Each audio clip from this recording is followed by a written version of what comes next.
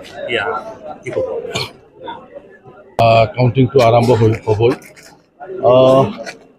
চালাকাটি সমষ্টি হিচাপে আগৰ পৰাই মোৰ মানে এটা দৃঢ় বিশ্বাস আছে আৰু সেইমতে আমাৰ যিবিলাক আমাৰ বুথ কমিটিৰ যিবিলাক কাউণ্টিং, এই কাউণ্টিঙত আমি 5-6 হাজাৰ বেছি আমি ভোট পাই আছোঁ।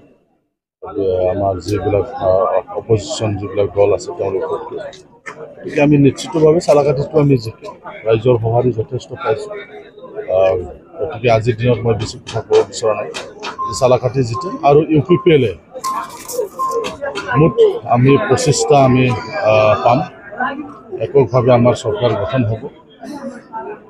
ৰাইজে যোৱা 5টা বছৰত UPPLৰ যিটো চৰকাৰ, প্ৰমোদ বড়ো ডাঙৰীয়াৰ যিটো চৰকাৰ, সেই চৰকাৰটো ভাল পাইছে।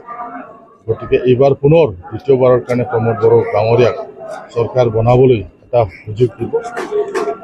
তাৰ কাৰণে আপোনালোকে দেখিছে আমি নভবা বা আমি হয়তো কোনোবা কল্পনাও কৰা নাছিলোঁ, তেনেকুৱা বহুত সমষ্টি আমি জিকি যাম। ইয়াত মানে ৰাইজে স্বতঃস্ফূৰ্তভাৱে UPPL দলক তেওঁলোকে সমৰ্থন জনাইছে।